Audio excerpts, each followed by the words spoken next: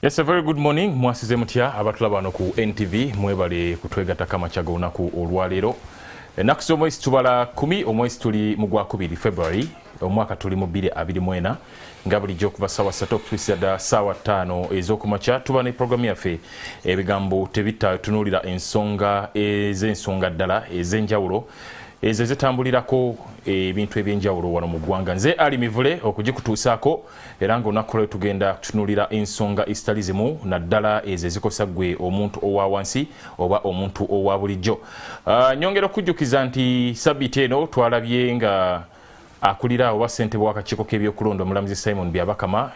yasobodde okuba nga alayira era nga kakati yatandise ekisanja ekirala eky'emyaka 7. Ono yagambye nti ku luno agenda kufuba okulaba nga bonna abagenda okwesimbawo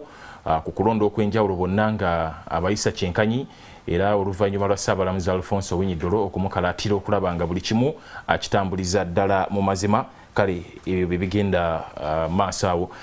Ekirwadde ky'akalusu kikyatawaanya disitulikiti ezitali zimu n'okutuusa kati abamu kubakiikirira ebitundu ebyo bakyakaaba nga beekubira enduulu. Gavumenti yagambye egenda kugulayoko ku ddoozi ez'eddagala ery'enjawulo. Abamu baadde bagamba nti oba kale bo batandika okuba nga beegulira eddagala lino nga bassekinnoomu, naye ekyo kijja kuba nga tekisoboka. Jjukira gavumenti erireeta then ne basobola okuba nga babaguza olwo nno basobole okuba nga balwanyisa ekirwadde ekyakalusu.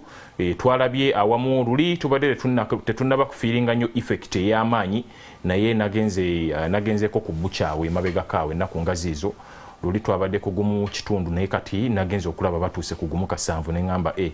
era nga nabo beekwasa kimu nti ente zibadde tezikyayingira bulungi. Kale katusabe buli kimu kisobola okuba nga kitambulira ddala bulungi. Gye batadde karantine, jjukira nti disitulikiti ez'enjawulo zisembabule omuli Nakasongola, Nakaseke n'endala eyo bataddeyo karantine ow'entisolo zino okuba nga tezitambula okutuusiza ddala nga gavumenti enogedde ekizibu kino eddagala. Katusabe nti kijja kuba nga kikolebwako mangu ddala. Mpozi era waliwo n'emboozi gye nalabye awo bambi abawala bali mu bitundu eri ebyebusoga twalabye bwe batuuka mu nnaku zaabwe ziri abamu nalabye bakozesa ettaka nga bakozesa n'obuveera.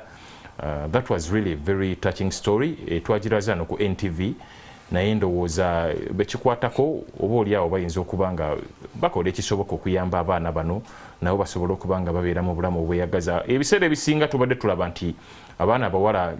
bwe batuuka mu masomero oluusi ennaku ezimu bazoosa, si kuba nti nno baagadde okwosa ennaku ezo, naye lwakuba nti ebiseera ebimu bambi obasaasira ensonga zibasukkako ne kiba nga tebayinza kugera mu maaso nakusoma. Kale kankomayo nkubuulire bendi nabo tutandikiraawo.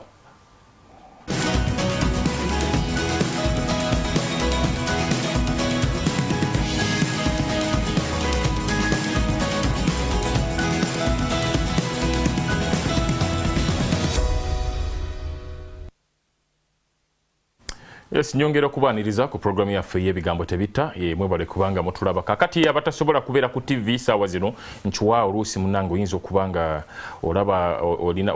wandyagadde okugiraba naye ng'olina ebyokukola otambula wano na wano, naye kakati osobola okukozesa essimu yo. Kale osobola okugenda ku Facebook ne YouTube n'osobola okuba nga ogoberera bulungi nnyo programu eno nga bwetambula.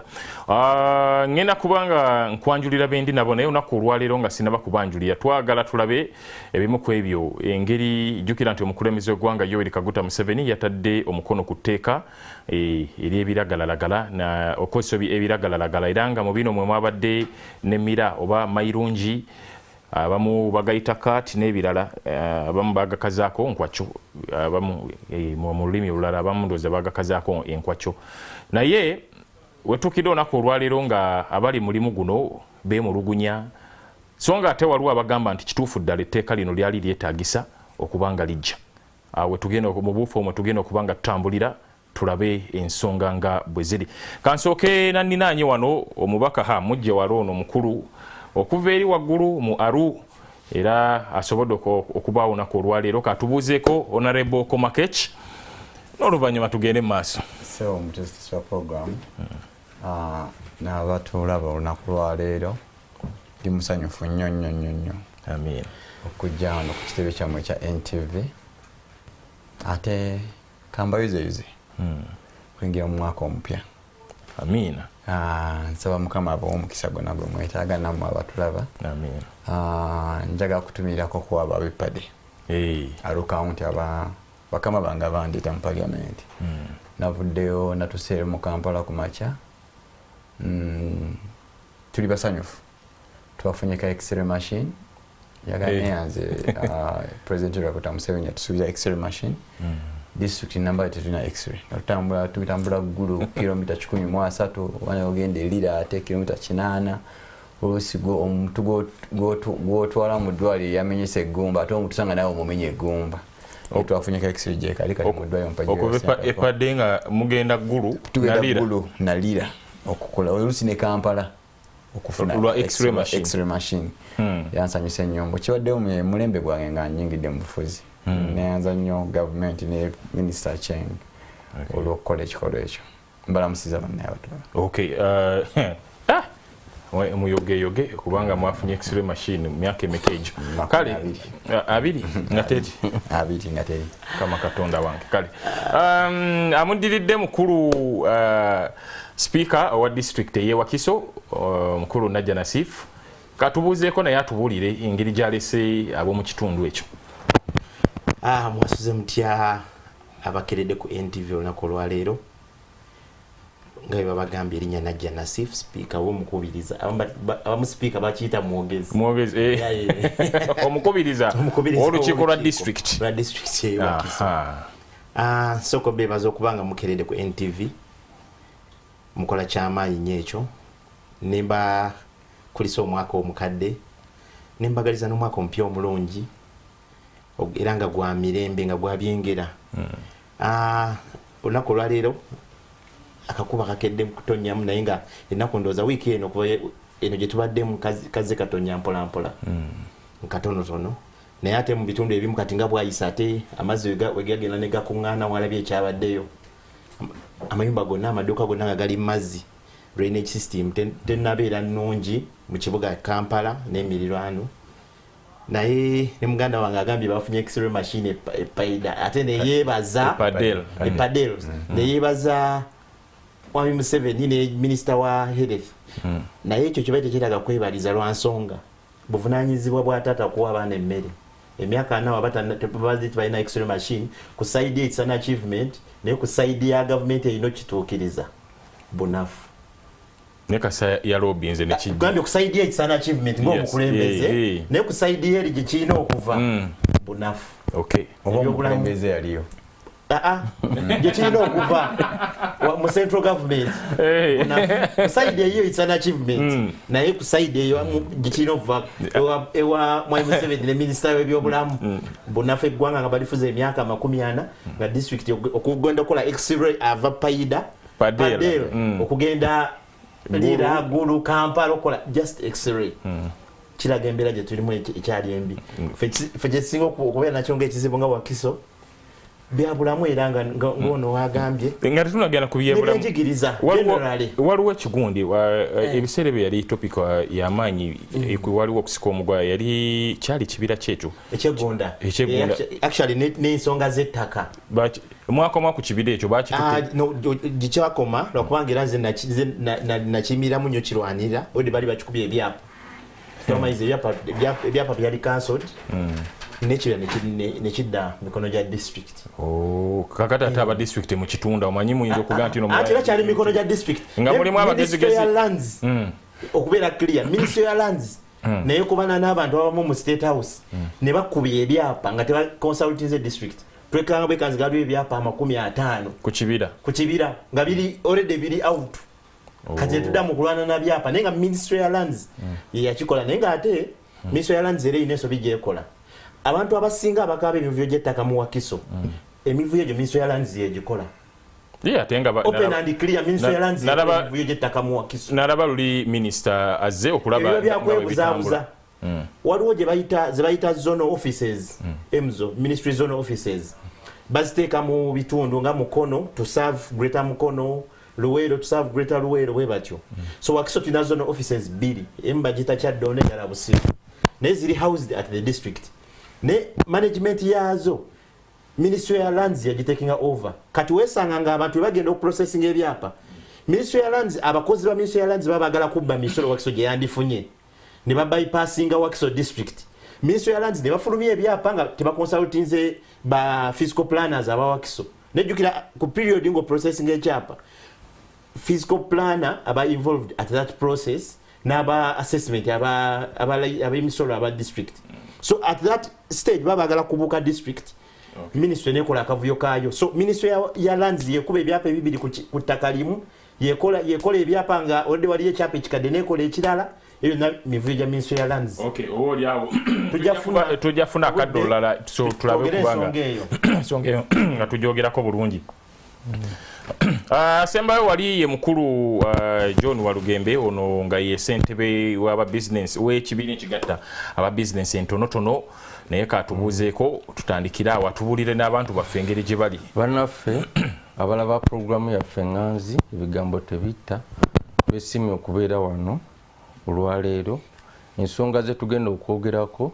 zijja kubagasa naddala mu abaddukanya businesses zammwe entonotono yonna gye muli. Kale kambasabe amaaso mugateeke ku lutimbe mulabe nti muganyulwa mu programu yaffe Nganzi eno olwaleero.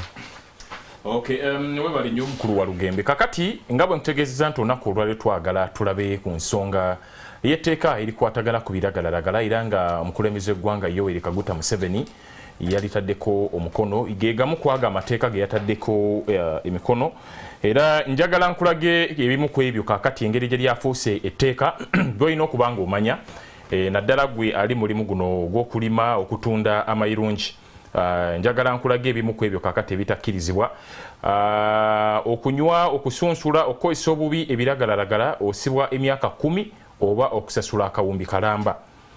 Abakweka n'okutunda ebiragalalagala osibwa emyaka 20. Endowooza mugenda mubyetegereza bulungi. Kakati okugula ekintu nga ssente zivudde mu mayirungi kyoguze kiba kikufudde. Abagalima njagala mwetegereze bulungi. Ebyo bibonereze ebimu ku bibonerezo ebiri mu tteeka lino. Bw'ogula ekintu nga ssente zivudde mu mayirungi kikufudde busa. Okutambuza oba okutunda ebiragalalagala osasula kawumbi oba okutanga emirundi 3 ssente z'oba ofunye oba ebibonerezo byombi. Kakati ndowooza bannaffe abali eyo nsobodde okuba nga ensonga eyo ogitegedde bulungi. Obutabeerawo kubanga omuntu akitegedde mwami Teko njagala nziremu omulundi gumu gwokka ku mateeka ago ku bibonerezo ebikakali abantu basobole okuba nga babitegeera. Kantandike nekiri ekyasoose. Nkugambye nti ebibonerezo okunywa okunuusa okukozesa obubi ebiragalalagala osibwa emyaka 10 oba okusasula akawumbi kalamba. Abakweka n'okutunda ebiragalalagala osibwa emyaka 20. Katugende ku kibonerezo ekirala ekiri mu tteeka lino era nti okugula ekintu nga ssente zivudde mu mayirungi kyoguze kiba kikufudde. Bye bimu ku bibonerezo ebyo ebikakali ebiri mu tteeka lino.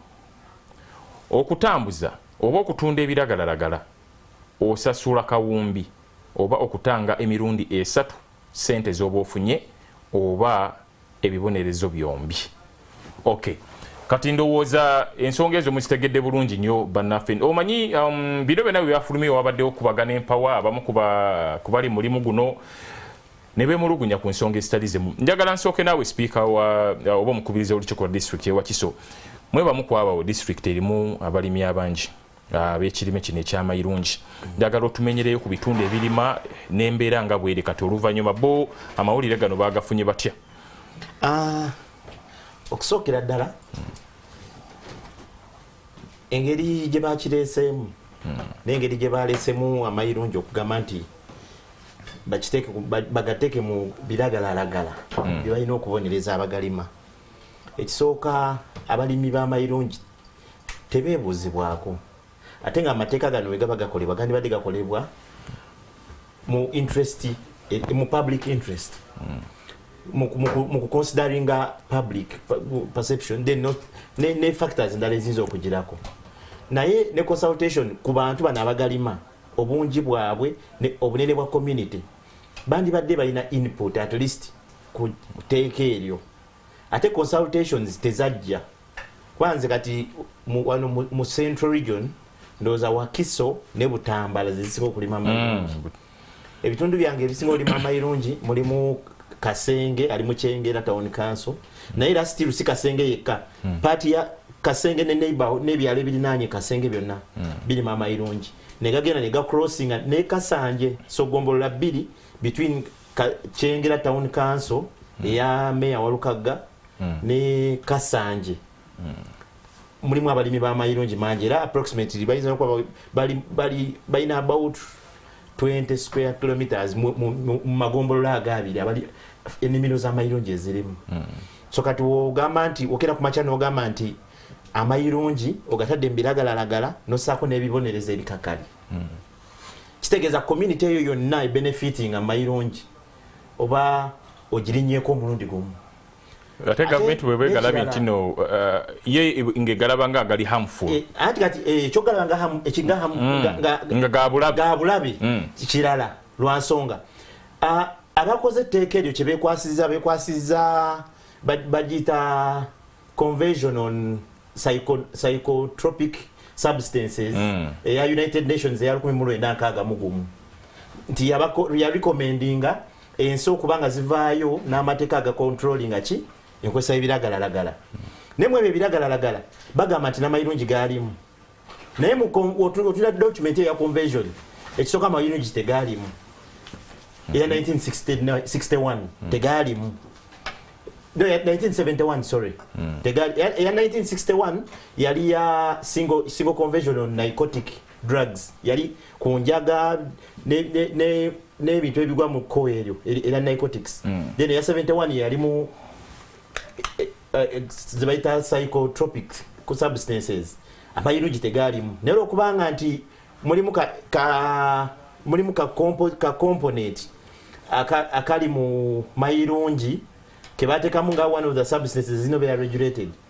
bano ne bagamba kabagakole ki kabaga regulating naye okugamba nti amayirungi ga bulabe tuyina ku referringa ku byobula kuba expert abali mu byobulamu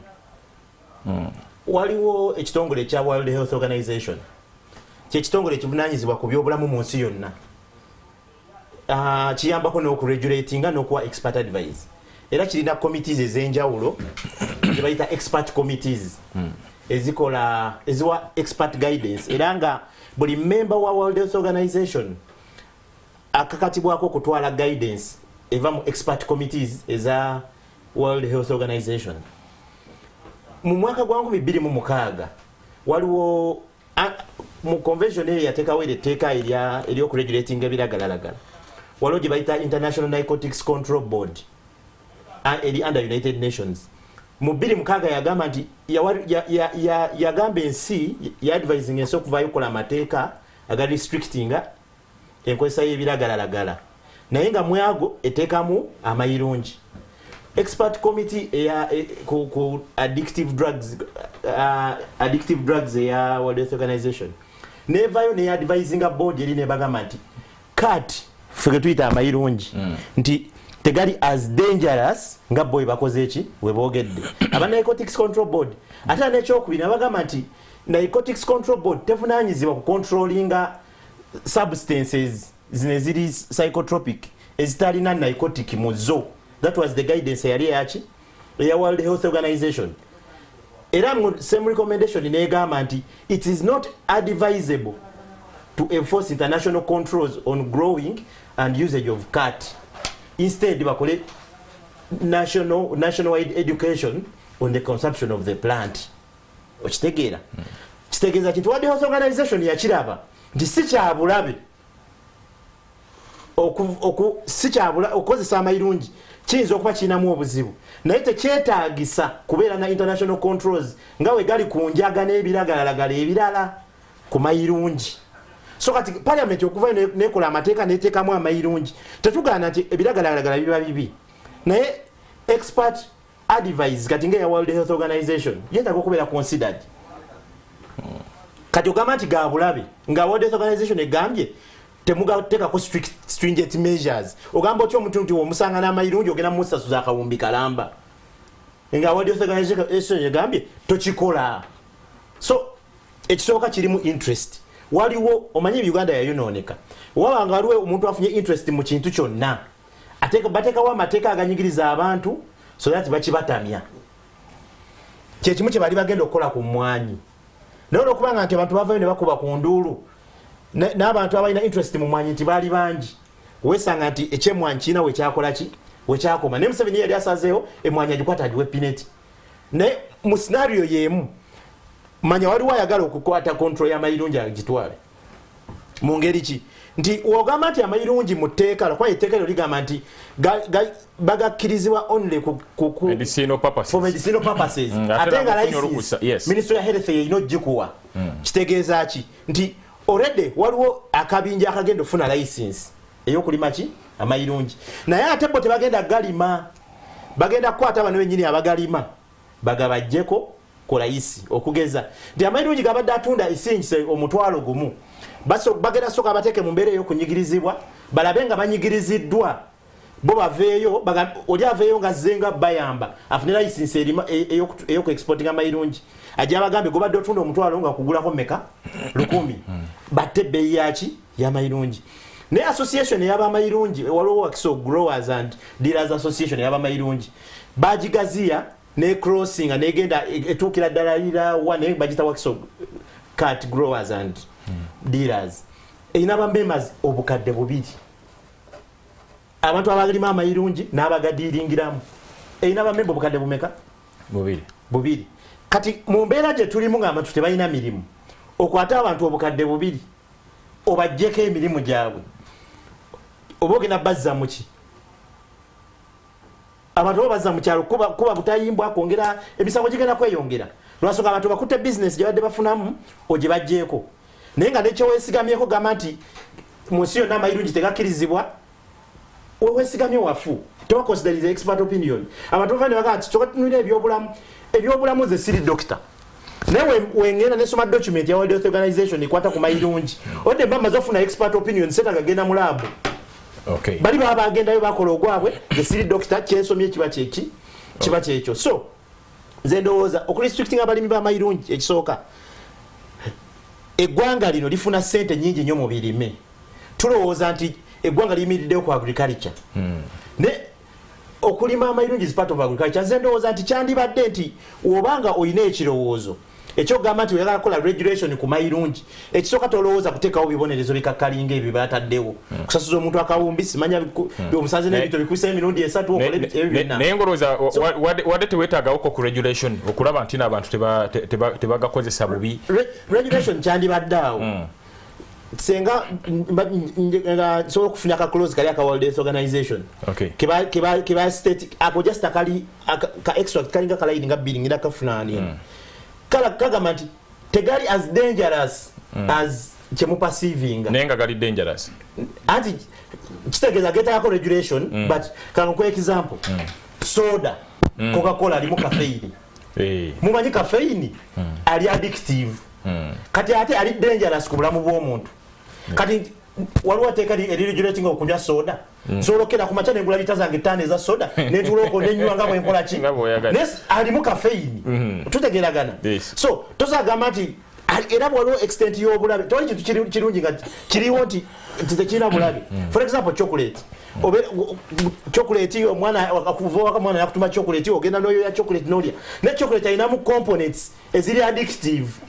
so nga ziri dangerous ku bulamu bw'omuntu so tekitegeeza nti ekito kibanga kirinamu percentage y'obulabe bw'olina kijjirawo ddala naye guidance erina beera etya nze ndowooza nti baba considering nze kutunulira nti ddagala medicine for medicinal purposes kye bandikoze ki bandifunye pharmaceutical company nejja ne establishing wano nga egenda ku extractinga ddagala lyegenda okujja mayirungi webalo gye establishing ne bakola mu market y'amayirungi nga balina gitunza aba pharmaceutical naye ng'oludde weeri eri established ne bateekawo procedure engeri gye balina okugatunza ki eno factory then awusootewo restriction n'ogamba temugaguza community mugaguze eki Okay. Oleme bajja direct nti obazze buzimu business nti muve mu business olwokuba oyagala bajja mu. Okay, inja kuba kuddira mukulu najja. Ensonga ndowooza honorable akoma kecho ziwulidde bulungi muba mukubayise abali okulaba ng'etteeka lino liyitawo mpola mpola twagala kansokere ddala mwafuna ba stakeholders ab'enjawulo mwasobola okubeebuuzako input yaabwe nga mugenda mu maaso n'ekirala gwe muli olowooza regulation ne badde yeetaagisa kuteeka ku mayirungi gano. Bwebale nnyo ssebo. Mukwano gwange muganda wange ono alina ebintu byayogedde nga bambi twabikola. Consultation twayita ba Mineral Growers Association bajja mu parliament emirundi mingi yanjaga kweyanza nnyo abaami abo. Abaami abo solida gwe baalaga singa n'abasawo baffe bali balaga solida bwetyo singa Uganda ina wedi solida abamira gwe baalaga nze kenyini wenkolaga ku messages ebansindikira banga nze yali omuntu omu ku bo eyalwanyisa ekintu ekyo okufa obufiira bansindikira message ne bagamba abanaliawo badde nsaba kusomeka recommendation kano akagatteko katono akagateka akulidda lumu akiriza information era nsayo obusana recommendation ya World Health Organization egamba the committee reviewed the data on CAT and determined that the potential for abuse and dependence is low. The level of abuse and threat to public health is not significant enough to warrant international control. Therefore, the committee did not recommend the scheduling of CAT. The committee recognized the social and health problems results from the excessive use of CAT and suggested that national education would be a solution. Okay. Achiwulidde bulungi. Document ya World Health Organization. So ekyo nkizeemu webale information sebo. Ekyo nkizeemu ekyo gamba twakola consultation. Abaami abo n'olunaku twayise etteeka bajja nga webali ku lobby batudde. Twatukamu n'akaseera faabala ntitwaleka n'owulira ki bambi ekisa. Ng'ate be tulwanirira abasawo abagenda implementinga lino etteeka abalina ekizibu bo baalinnya omulundi gumu mu committee stage abo batuka mu committee ne babivaamu. Ne bano abambi nga bajja ne batula mwebale nnyo mwebale solida gwe mwalaga wadde obanga etteeka teryagenda nga bali balyagala.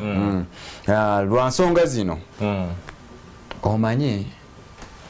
wali ensonga lwaki bagamba obulwadde bwa mutwe tebuwona. Ensonga sina nnene nnyo mu bwongo buno tulinamu amagi g'obwongo cells z'obwongo nga biliyoni ne science amanyiko 6 zokka ziri endala zonna kyezikola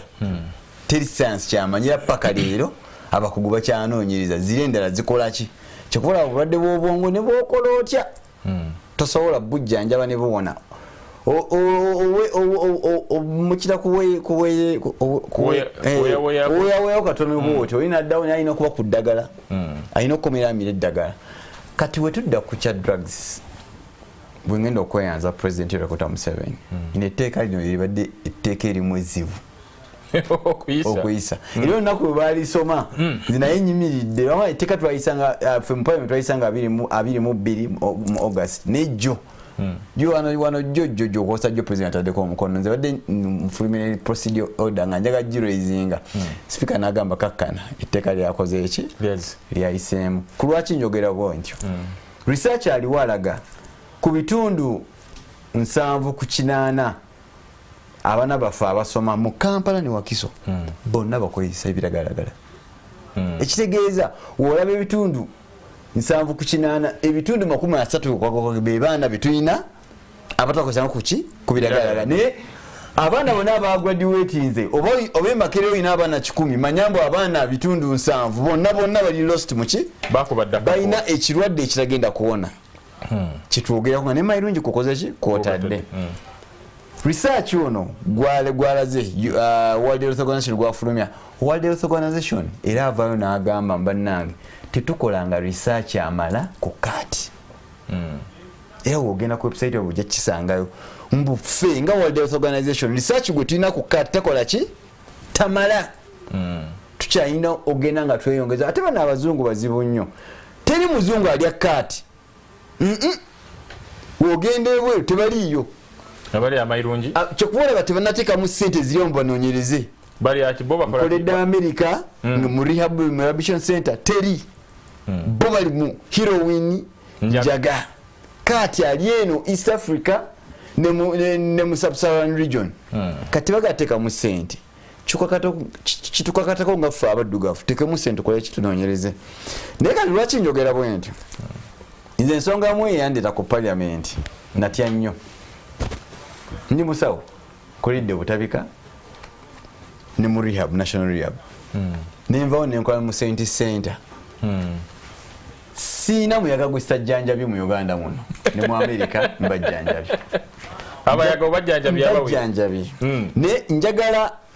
omukulu speaker nang'ambe oba waliyo omwana w'omulimi ye 9999 omulimu wa mayirungi akozesa mayirungi oba waliyo omulimu wa mayirungi akozesa mayirungi bali abantu bali soba n'abaana baabwe bali soba balinganga bano abayinda abatuguza ebintu byabwe ebyokulya naye nga bo tebakola ki tebabirya bagakozesa naye just bali soba kambekesi yange era nina essanyu nti jo wano graduation ekyambogo waliyo omwana gwe twali tujjanjaba okumalanga emyaka tumaze emyaka 10 ate oyo muleke waliyo omulala olwo mama we teyavuddeyo n'omukyala abunyebunye n'oyo omwana mbona yakagraduatinga naye omwana yali akozesa ebiragalagala myaka 10 yasajjadyoga munaye naye musawo we naye nga yagraduatinga mama we yansirikidde ekifaananyi nga munaye musawo we bale nnyo omwana yamaze nakola ki ni myaka 10 kosi gyasoma ya myaka 3 mayirungi ono gwolaba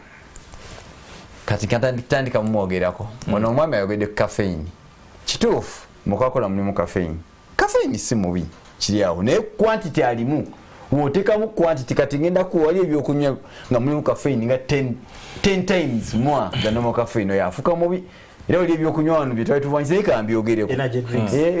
kandandike ne rock boom ebiwe bityeru bateekamu mungi ate kikoze ekisusse naye no caffeine ali mu coffee woba onywa bikopo byo 3 tolina buzibu bwofuda kanzireko mayirungi kizibu nnyo okuleeta emmere ng'enjala ennuma nesamira malusu kizibu ekyo kyo kiri condition mayirungi yemmere wokwata mayirungi n'omuteera omwana awo oba otandise omuyita ku njaga percentage y'abakozesa mayirungi abatali ku njaga ntono nnyo lwakubanga mayirungi kekabeerewo nga munnange ntaasaako nga tasobola kufuna ki kati banaabayaga baali batandise okukozesa nga waba amanyimbu poliisi weeriwa ku street so afuna njaga dda ku mayirungi era njaga okyegendeze saa zino otambula mpozi gatika bayisiza naye nga oliwo otambula buli wotuka batunda enjaga mayirungi erina okubeerawo era basooka kutunda mayirungi ng'enjaga bagiteese wansi kati ogula mayirungi n'otandika ojja mpolampola ntoka n'oggwera ku njaga ogenda ebutabika ebitanda bijjudde tulina abalwadde batagenda kuwona sigenda ogamba mubawonako naye bano tebagenda kuwona gavumenti etaddemu biliyoni 4 mu financial year eno kuzimba kisenge ebutabika biliyoni 4 ne biliyoni 4 ozimbayo center form meka mu Uganda ne budget eri eyaggwa twateekamu biliyoni 5 tuzimba kisenge kusibiramu balwadde baffe abakozesa ki ebiragalagala naye kati weneebuuliza bannange tugyewo kino ekyensimbi gogema teteeka aliyamba abantu bonna tulikwogera ku future ya Uganda bano abaana generation ya Uganda 80% ya generation ya Uganda ya population ya Uganda yabavubuka otukiriza abavuka babule fenga bakulembeze kiche tujja kuba tukoledde eggwanga lyaffe kubanga tutase eggwanga lyaffe kyokuvola ffe nga parliament twatuulamu netugamba yeteeka tuyise naye ate bano abamayirungi mu nkuba wali yabalabulako n'abagamba mwe temwandigeze mu kkooti lwakubanga parliament eneze no parliament ndala abakugu bangi nyonyo era abagamba wogera n'obabuze babagamba mwandibadde tekamulire kate mulijja we mulizza lwakubanga olwadde mwali mulimu ebitu era netwogera kakati ate teka tuyodirongosa navudde pade kati abaana abakozesa envi abameze gwe hair abazeeyi abameze envi naku zino abaana zebakwata in Northern Uganda bakwata paskalamu n'envi ne bakola ki ne batamiira yate muteeka eyo tetunayogera ku nvi sokole honorable akwata paskalamu n'envi z'abazeeyi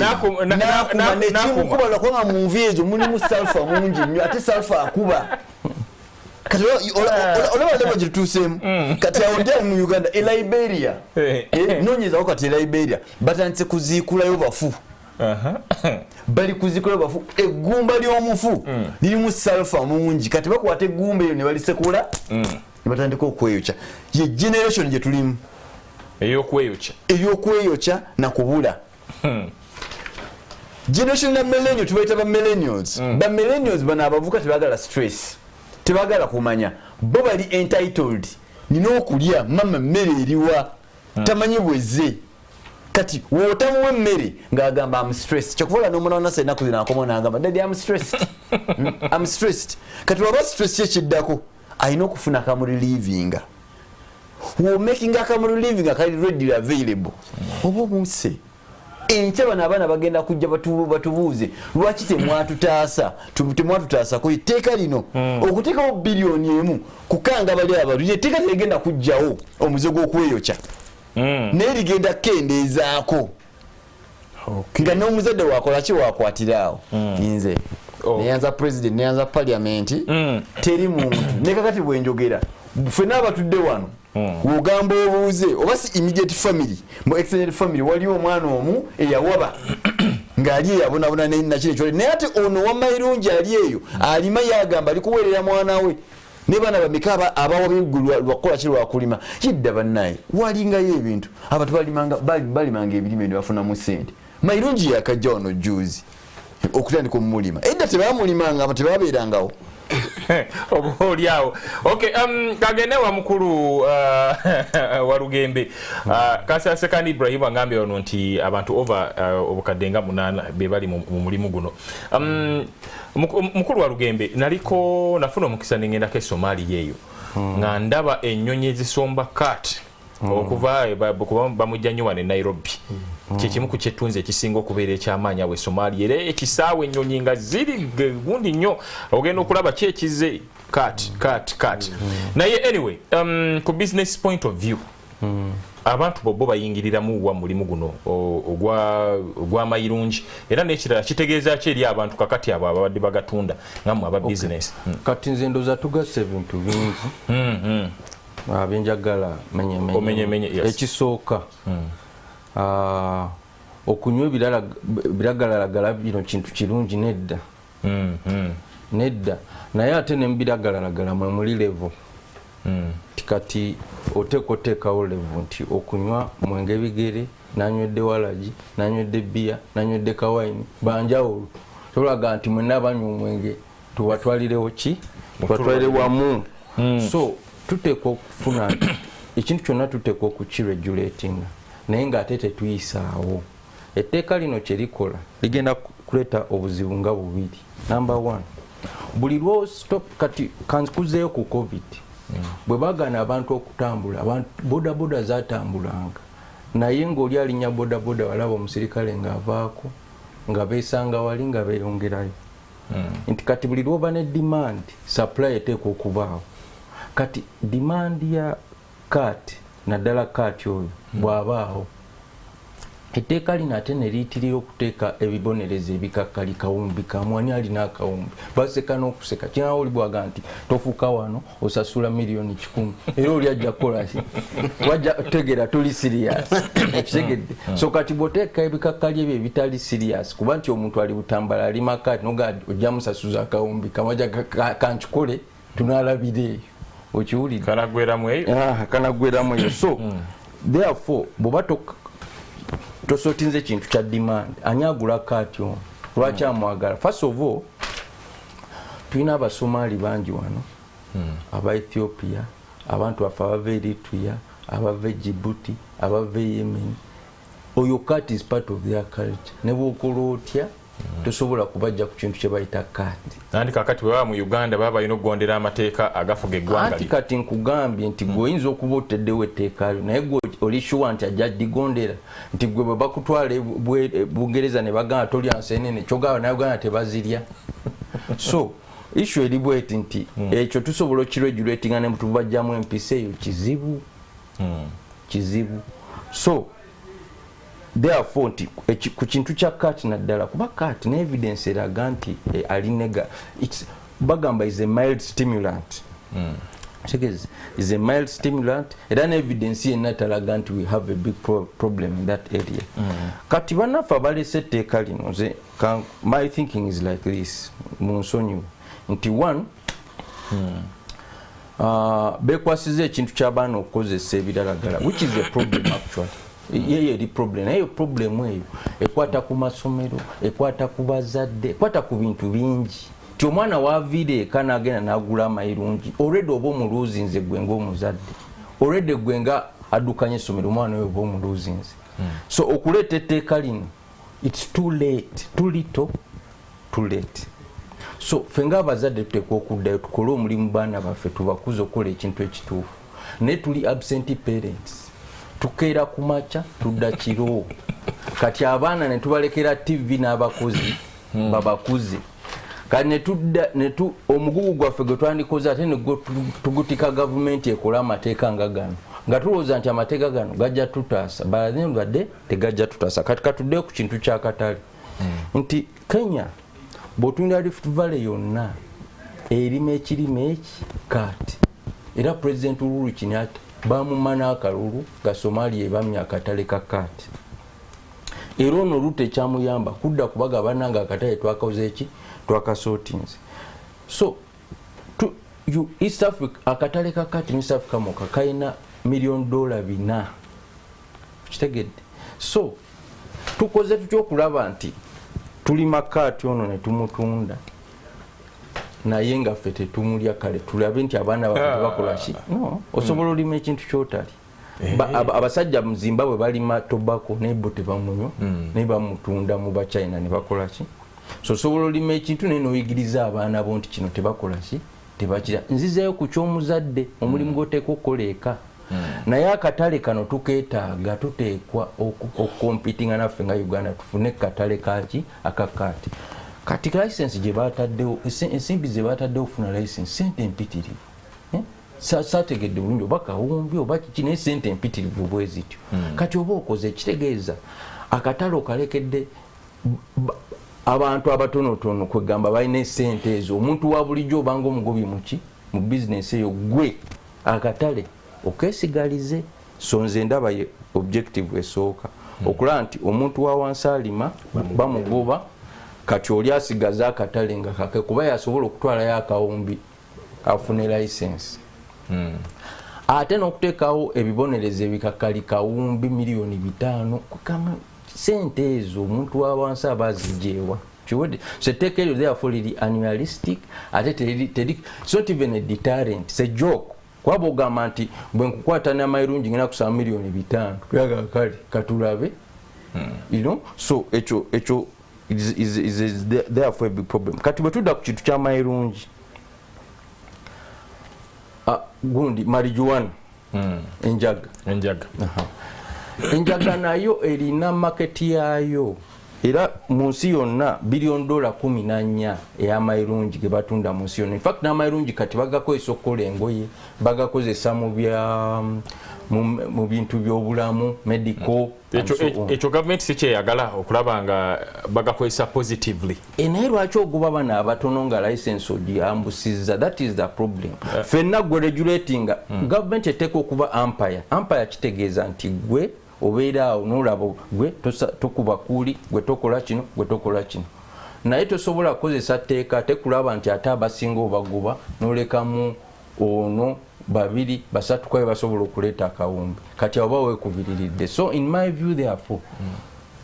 ze sirina buzibu na tteeka ng'otudde ku kintu kya marijuana naye bakendeeze ensimbi ezeetaagisibwa okufuna license okulima marijuana. Ekintu kya kati baddeyo bakyetegereze. Kati ekintu ky'abaana nekirala dokita abadde ayogera nti abantu baana bangi bali butabika. But what is the problem? Ogenda n'osanga nti abaana bali frustrated, tebalina mirimu. Okitegeera abaana tebalina guidance, they are not parented. Abaana balaba ebintu ku TV, toli yagenze mu ssomero nakuba amasasi and so on, nabo ne batandika okukoppa ebintu ntuwe bityo heroin and so on. Na bino by the katuli ku kat n'ekintu mpulira I don't know, naye mpulira nti n'abantu abamu kati batandise okukozesa ebintu ebyo heroin biki. So twanditadde nnyo essiraate ku bino than kat, kuba ye kat mwangu wakola ki wakojote. So Etteeka nze ndiwagira naye ebintu ebimu ebirimu ndowooza twandifunye engeri gye kat sandi bitaddeko nnyo sira tu nandi making sure nti license omuntu yenna asobola okukola ki okugifuna so that fena tufuna mu katale kano kuba akatale k'ebintu bino kanene era ffe ng'eggwanga tukeetaaga okukola nti tuyingiza ensimbi. Mukulu wa Lugembe bw'oleka akatale ako ne kabeera open eri buli omu olowooza tebera nsobi oba tewabeerawo obuzibu ku nti buli amu asobola okagira agende nga tewaliwo regulation eyo nga bonna kati tuli memwanyi bameka abanywa kofi mu Uganda batono tukiraba so kitegeeza osobola okulima ekintu naye gwe nga tokinywa. Taba yenyini waliwo information akatono olaba tulina okwawula mu tteeka lino Uganda we bakuwa license okulima enjaga tolima eno enjaga yakweyokya recreation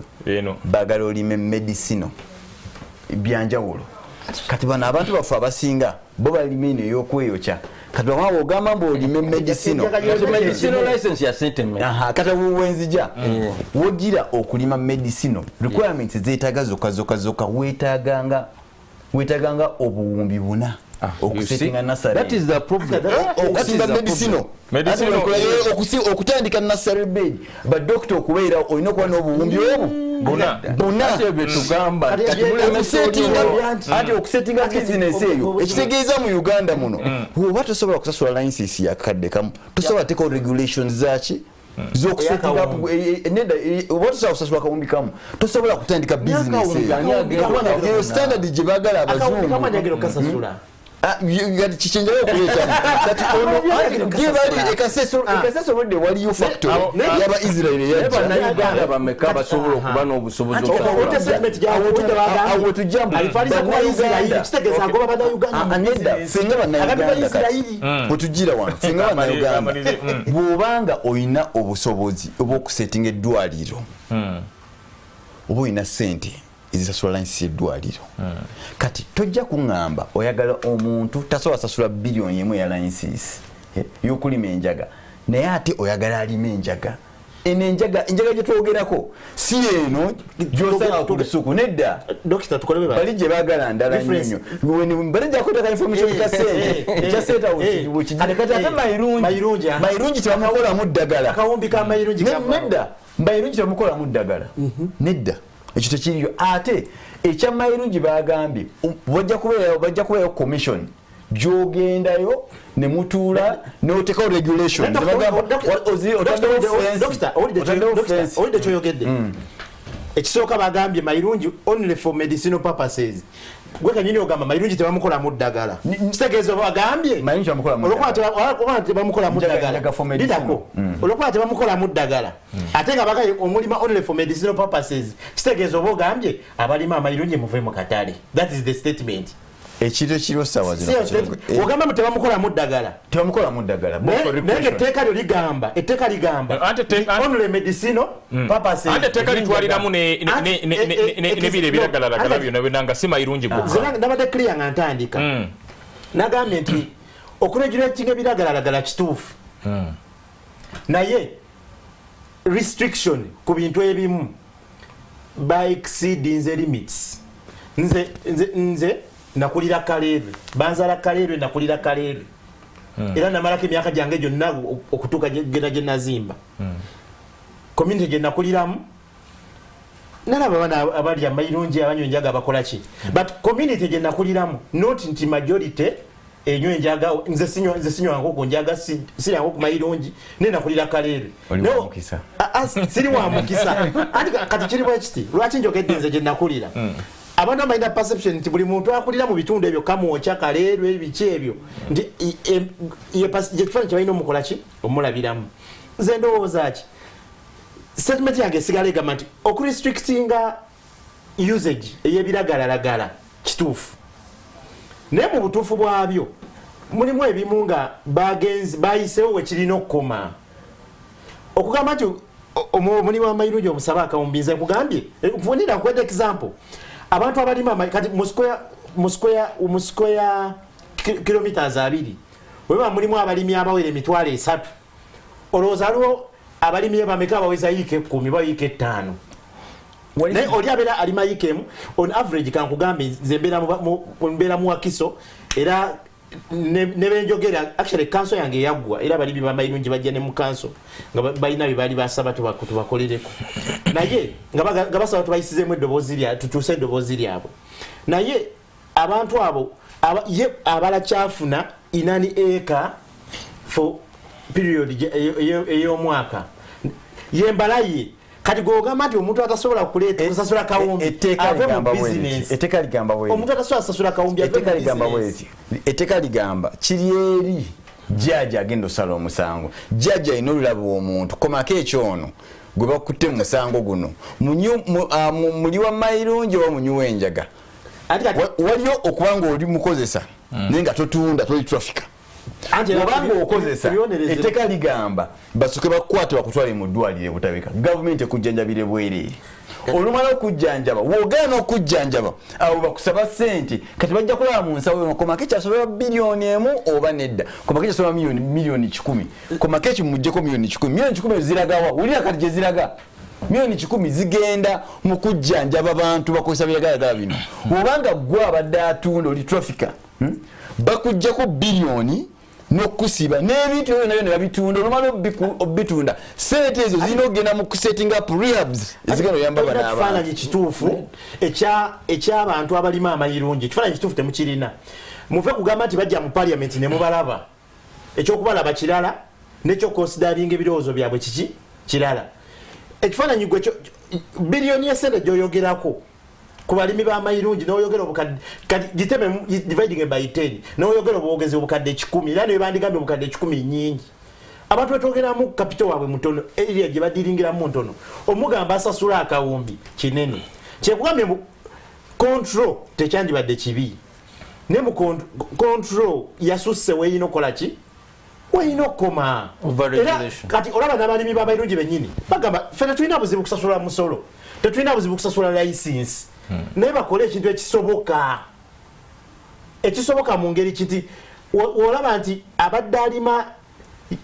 5 ku 10 amayirungi gweoyagala okujja mu katale agenda yegatte ne bali bakole gundi enneneko kola ekintu ekifiti nga kale muwa eka oba tutegeragana naye woga nti aleeta akawumbi kitegeeza nti bonna nga bwe bali awo obagobye mu bizinesi tekisoboka mbadde sinaliyingira nnyo bulungi kumunda naye tekisoboka okuba nti naye wanga bolaba nti no associations enene tuga nti no kakati Wakiso ne mwekwata nti no Wakiso nga gundi like Miracle Growers Association nti kakati twagala license nemufuna akawumbi sente mpitirivu mu Uganda we must understand omanyi banaffe ate mugambe muli sente nyingi mugambe muli sente nyingi bw'otuula omanyi kati challenge abanaffe bano batukiikirira nti eno gye baba bategeera embeera kuba bava mu bwavu naye batuuka eri ne batandika okwogera mu miliyoni 5 kwegana ne batandika ozira ayogera miliyoni 5 nga yenga ayogera ku nusu 5 oba ku mutwalo oba ku mitwalo 2 so kwekola etteeka eriri unrealistic nze I insist it's unrealistic number 2 mbadde n'ekibuuzo eri dokita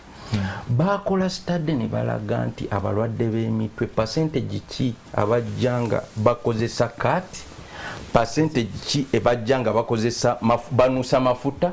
percentage ki abajja nga banuusa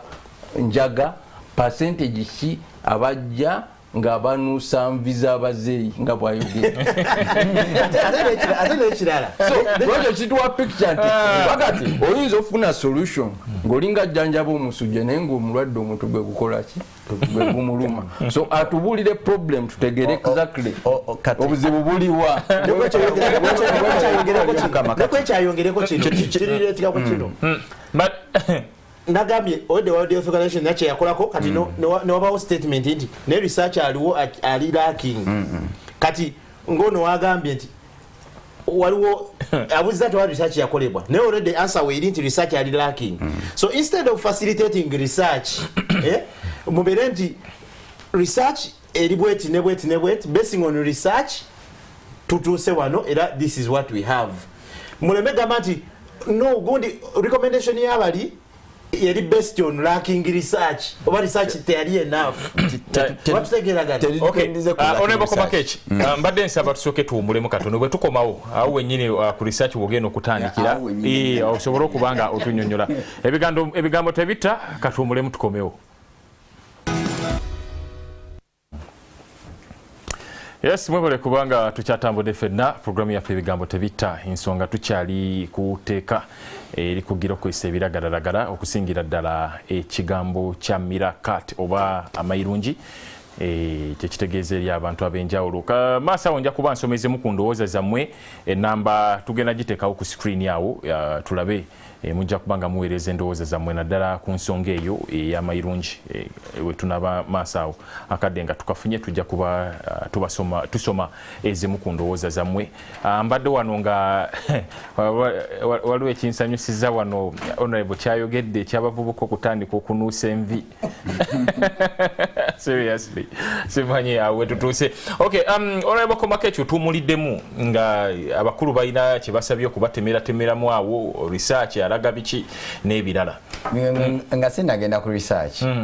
togedde ku Somalia mbu basinga kufunamu ssente. Somalia entalo eziri Somalia tebasobola nakwekuuma bo bennyini. Kyekiri Somalia kikola abasinga badduse eno. Njaga tunotinga togedde mbu Kenya bafuna nnyo ssente. Ne Kenya si ensi engagga eri ojoyinza okugamba mbu kati ensi engagga. Nete teri market yagamba kiva ku mayirungi. Tuli kujja Eritrea. Wogenda ku Eritrea. Ethiopia ensi wogenda ku Eritrea. Mountain Kenya region. Wegenda ku Eritrea. Eritrea bali mu Uganda balinga ba refugees. Kati wali ekintu kyenjagala ogoberera oyinza okkiisaamu amaaso. Naye bwe tugera ku Somalia ne tugera ku Eritrea zizina ensi ezikyasinza okuba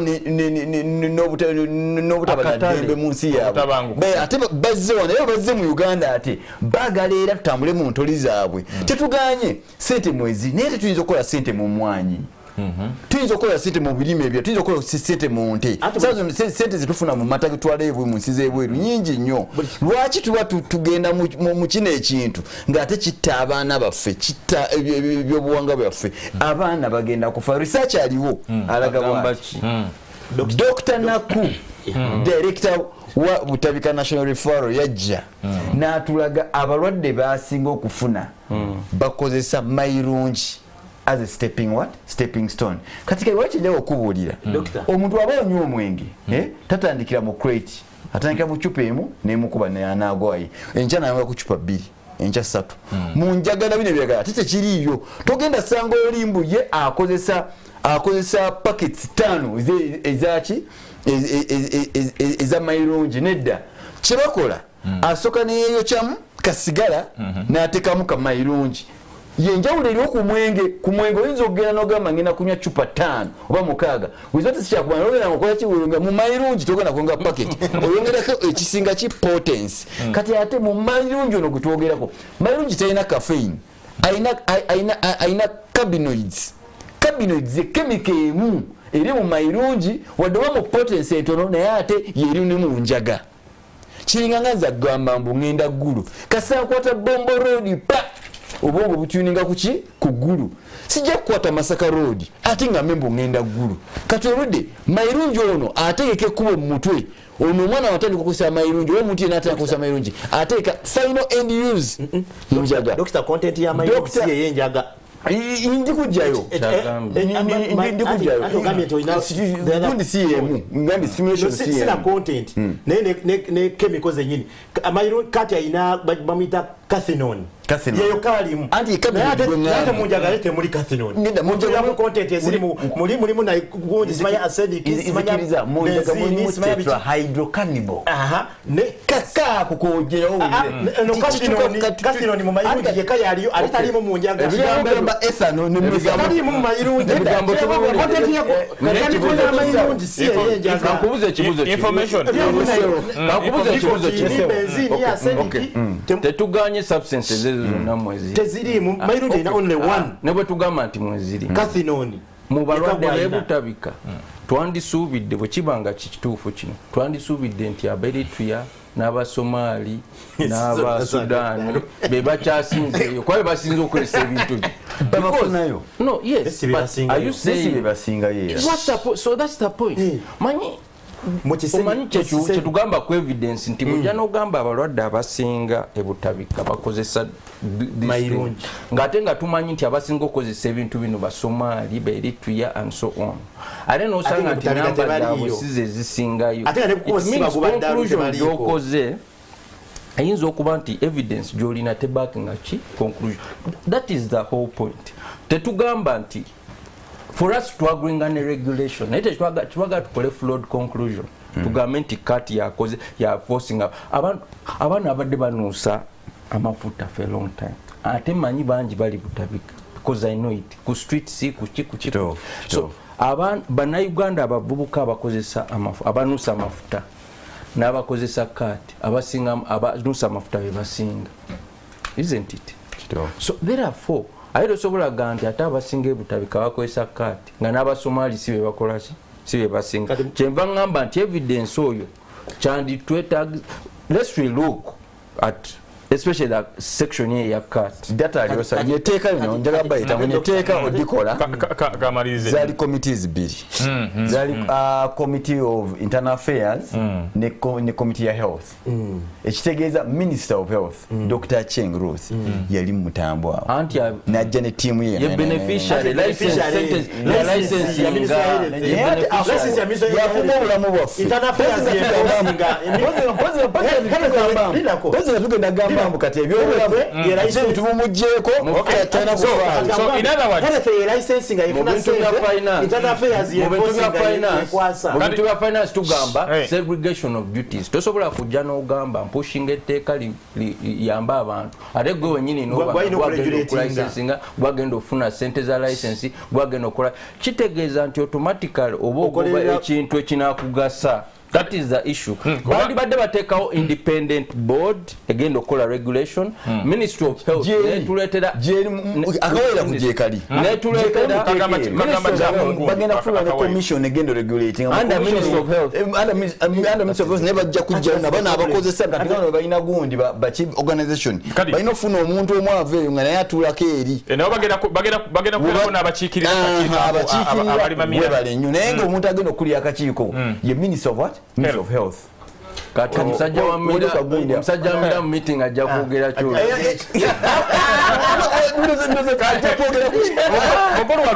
mukulu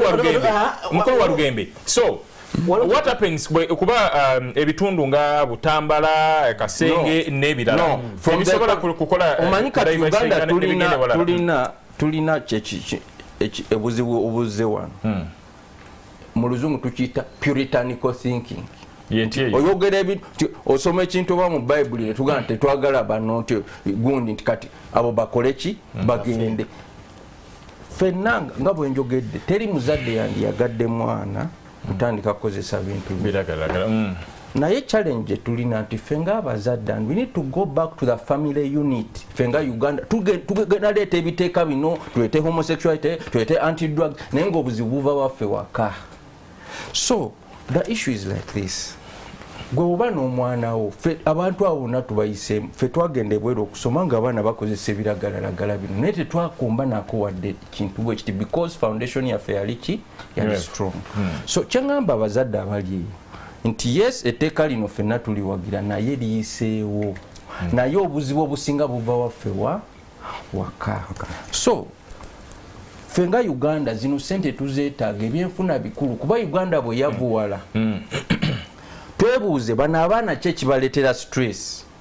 tebalina mirimu omwana amala university n'atambula n'anoonya omulimu negumubula n'afuuka stress n'adda mu biragalalagala kakati wano waliwo ensonga mukulu wa Lugembe esente zino bwe zitajja mu economy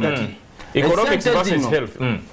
no, they don't have to be, they are not mutually exclusive. Kitegeeza osobola okuba ne health ne economy no balancing naye osobola gamba kati twekwate health tubeere baavu no byonna osobola okuba nabyo kyemba nkugamba nti sente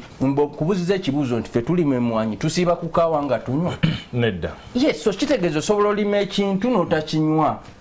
and that's what you are saying bino ebintu tubirime tubitunde tubaguze ababirya kuba Basomali ffe tetufaayo baba binywa oba biki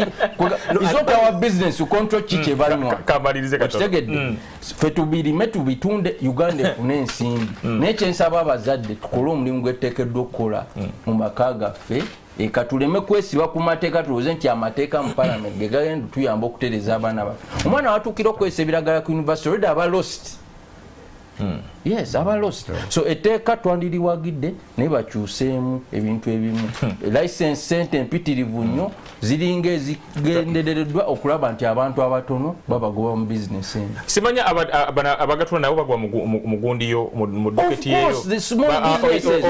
small business ndabyawo omuntu yenna oba okola business mu Uganda ewange ogwayo tobola bambudde naye kakati waba owulidde ekyaguddewo oyinza kubanga netonda banyonyola nti no twabulidde kyovula banaffe tuvuddeyo tugambe nti this is not fair tosobola saba license ya kawumbi kamu mu Uganda ojafuna abantu bataano bokka basobola okukola okufuna sente bweziti so license tugisse to making sure nti tuba ne controls eziri important ekintu ekitali threat nga kat soke tukireke tuleme kiteekako nyosira tekenyesira ku bino ebintu ebyo simanya mafuta biki tulabe nti abaana baffe tubazza mu line okay speaker Najja tutuuse tutya wano okubanga amayirungi kakati kyekimu ku ebintu ebirime ebyettunzi ideally twandirowoozezza nti emwanyi pamba n'ebirala abantu bebandisobodde okukola ki okubanga bakubaganyako ebirowoozo okufunamu akasente n'ekirala so regions zino kakati ezibadde zirima abantu bo si esaawa okukyusaamu okutandika okwekubira ku biri ebirime ebirala nze ndowooza nga tetunagamba kutunuulira biri ebirime ebirala nze nkyatunulira kyamayirungi ekisooka kankompeyalinge mwakijjewo mwenga actually bakijjewo abaagala okifunamu bagenda kikola nga bye bakola ennuuni bano bagoba abantu ku nnyanja mbo batekawo maje kusimanya kujjawo nvubambi ne beddiza ennuuni n'empuuta esawa yakakati wogatte empuuta ekwata kya 10 mu bintu bye basinga otunda ebweru n'ennuuni naye nga kitegeeza eringa kati yafuganga kashi kuropa ennuuni n'empuuta naye nga ekyagireeta bano abagamba bajjawo mayirungi etteeka lyo lisigala gwe kiwamu emyaka ebiri amayirungi gagenda fuka kashi kuropa ogenda galaba nga gali waggulu nyaate nga gatunda kiralu naye nga abagafunamu balubatu nga bakikola kugobamu bano abalala muki mu business obuza ku cash crops endala ogenda otunulira bino ebirime ebirala nti effort omuntu gyateekamu okulima amayirungi eddagala biki tobikomparinga ku birime birala nga kotoni mwanyi n'ebirala keya y'amayirungi ntonoko ku yabiri oba kitegeera kati ate enfuna yaago neba nneneko kuyabiri mu bbanga ettono gogazizza mu bbanga ettono nekyoteekamu kyokigeraageranya ku mwanyi example ya operation wealth creation mu 2019 ebuyikwe bagira ne babatwalira zino gundi ze bali ba supplying eza coffee pineapple seedlings ebuyikwe abantu bana ne mu mabira stretch eyo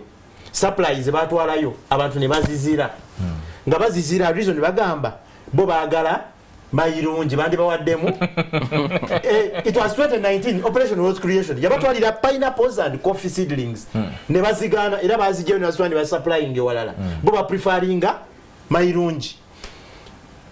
reasons nga bagamba care amayirungi ntono yield nene na kine ebiralalala obo kitegeera so wabeerawo comparison kati ate ogetulira ebirime bira for example nga vanilla yali afuna sente neera batandika otekawo restriction ya vanilla nti baregulatinga okufuna vanilla ow'omutindo kati mu kufuna vanilla ow'omutindo ate vanilla ne bamweddiza amateeka ge bateeka mu balimi ba vanilla bakuwa period woyina okukungulira tebagamba nti vanilla omukungulira myezi 3 oba 6 bakugamba vanilla tugenda kukungula mu March si mu myezi 6 kati wotuuka mu January nga vanilla wa akuza ayengedde toyina mujjayo mu nnimiro nga tonatuuka mu March obo kitegeera nenga restriction ya kisiru kati ekimuje n'okugamba osaba omuntu akawumbi kati oli omugambye nti vanilla ina vayo mu gwa kusatu owa yengedde mu January njoyina mule baba gamba nti mulekeyo wakiri avundire ku nnimiro anaaba yengedde mu March kati sobolo mutwala gwe tujja okutwala kitegeeza ofiiriza balimi kati omuntu omugamba va mu mayirungi genda olime vanilla nga ne vanilla yembiriga eriyo muvaki mu vanilla kati emwanyi wala abali bagala juwa peneti omuntu gwe bali bagala okuwa emwanyi tamanyi na kikolo kya mwanyi wekifaanana ekikolo tamanyi na wekifaanana ayinza nokuba tamanyi na mpeke ya mwanyi wefaanana ng'amanyi ginywera mu kofi kati omuntu ngoyo omukwata n'omuwa emwanyi kati aye n'ogobayo abantu mayirungi nobagala mugende mulime emwanyi olwo tuba tuli kuki mu kifo kye bandikoze ebintu ebipromotinga cash crops zemwagala abantu bakole ki bengagingemu for example Buganda Kingdom yavaayo negamba etandise project emwanyi tekola ki emwanyi terimba netekawo company egenda okuexporting emwanyi netekawo emisomo gy'okusomesa abantu okukola ki okulima emwanyi so ebyo nga bya just Buganda Kingdom ate nga yo ekolera ku goodwill y'abantu kati lo government erina resources kyeyansoose okukola nti tupromoting byetwagala abantu bakole then soke tubaagazise kiri kyetubakola ki kyetubasindikamu nejjobasindika olede ogobayo abaliyo kayate ne bano bagoba gye bali kati oyagala bakole ki ate nga tugamba nti agriculture contributing 80% of the country's export of which ekibalo kifu ogenda tunulira export gundi ya URA gold ya singa kubera exported ali mu 4 trillion kati 4 trillion out of 13 trillion wogama 80% is agriculture ngacha dole minerals endala kitegeze kibalo kifu just by it out but sibika tambala ku maso because wechite wechali emabega katugamba nti agriculture gotsingo ku exportinga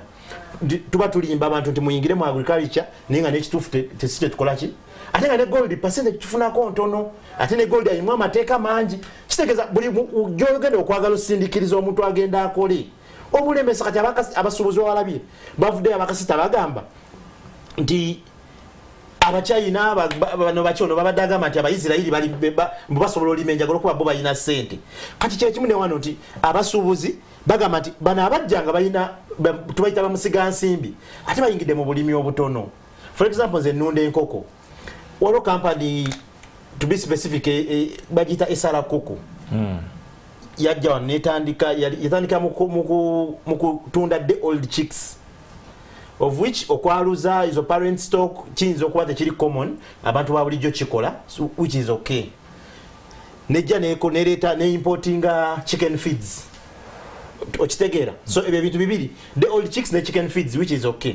kati nga fe abalunda enkoko tugenda ne tubagulako obukoko ne tubagulako neki nemmere y'enkoko then fe ne tulunda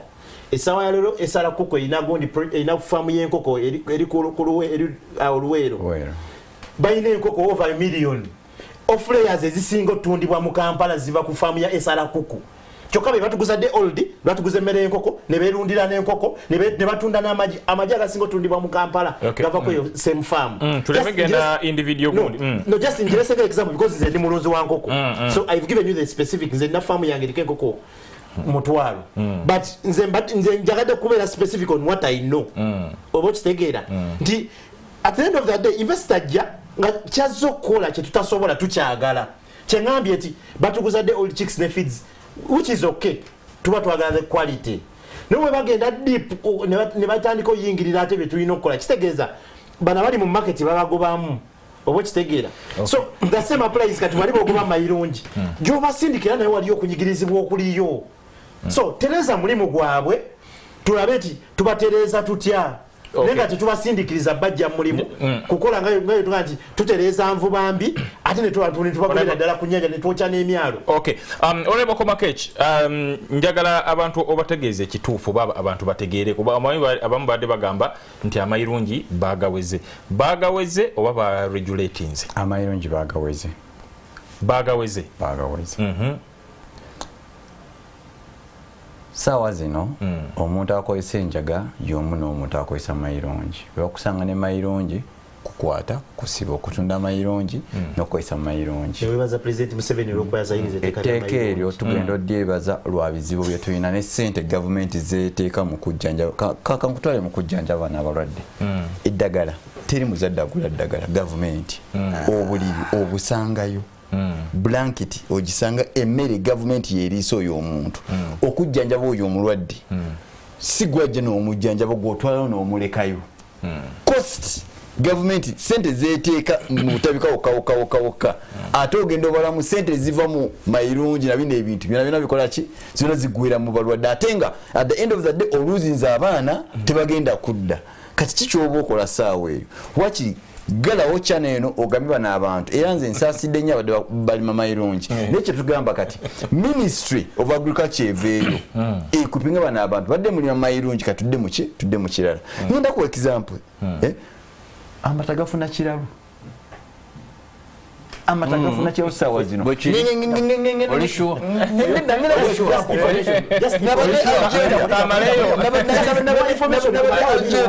nabade Algeria bagalugula amataga Uganda nedda wali eddanga amataga Uganda twalaba nga basije mu Buganda ne batambuza amataga kati ngenda kuzza ku kirala avocado hash ugenda Saudi Arabia fuje twalaba abaana bafukola yo ngachi nga ba osigalo ka hash avocado kamubwe kati bakatunda $5 naye bagenda teko koleka kukulizo kalimbo twagalanga inazze muki mu mwezi gwe gumu baina ka restriction akulwa kitebagalo leta ate mu transportation wali omwezi ogwokuna ogwokusatu byona akoleki ayengeri mu mushi mu container baina restriction abanayogala kitayagala tetwagala mateeka mu kulima nze bunayogana ntunulira tetugenda kula mpozi ga tutase kola bintu nga bali babikola omuchina alima tangawuzi no gobalima ne butambala omuchina amulima naave China Guangzhou ndio mutwale Saudi Arabia choko kuve Guangzhou genda Saudi Arabia kilometers nyingi nnyo okusinga okuva mu Uganda ogenda wa okugenda Saudi Arabia nefe tuyinza okukwata omwana ayinza okulima eka ya tangawuzi ne tumutwala capital yatumututte niyo omuchina agenda kola gamba yagenda kwata tangawuzi ate gwakola ki kati nze badde ngamba Ministry of Agriculture einovaayo ekole nnyo erabe ng'ekisooka esooka kuyigiriza abalimi wemala okuyigiriza abalimi tulina okuba ne work policy tumanye babane okuva oba olina emyaka 18 paka mu myaka 22 beera ng'olina ekemu eya avocado oba ekemu ey'ennyaanya ng'ogirimye bwoti nkulayirira nga njogera bayita utopia honorable omache bayita utopia perfect world gyoyogerako for your information wasose noyogerako nti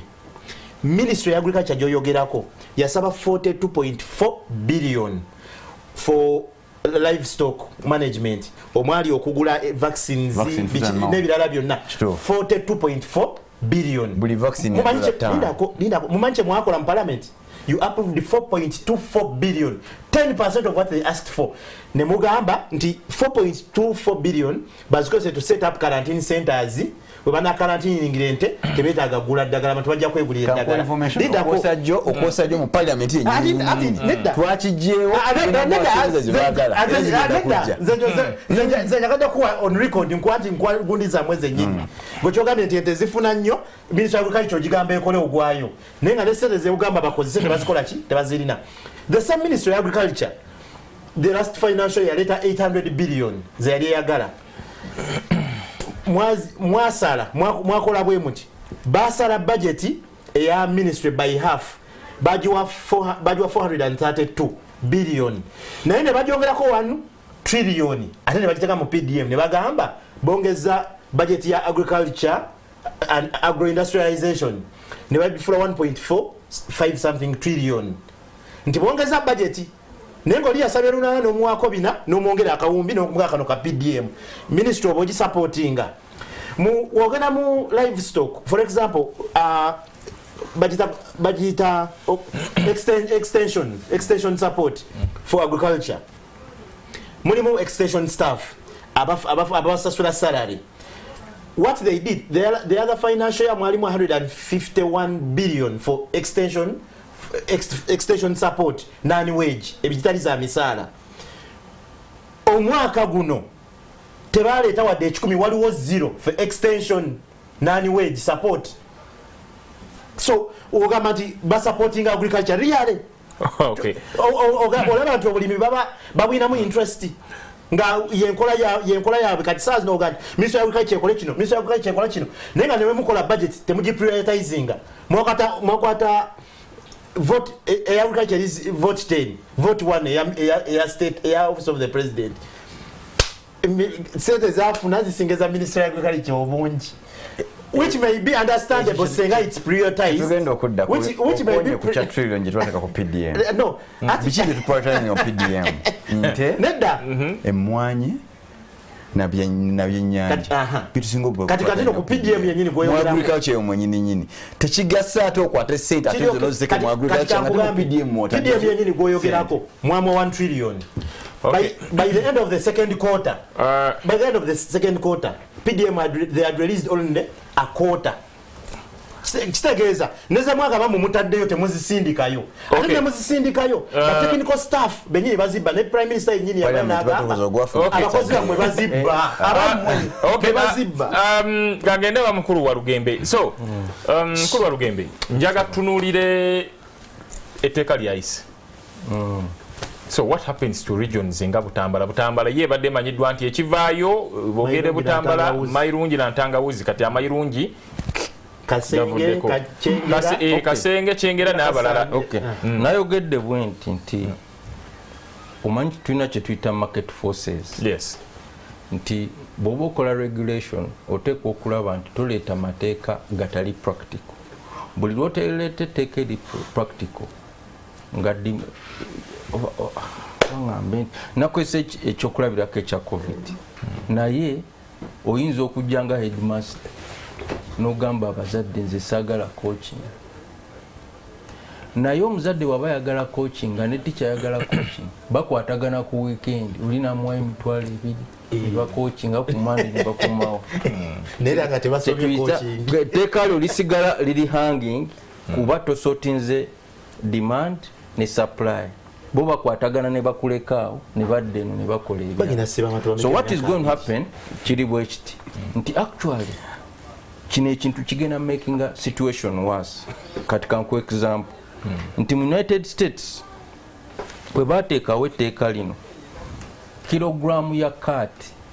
yava ku $12 netuuka ku $13.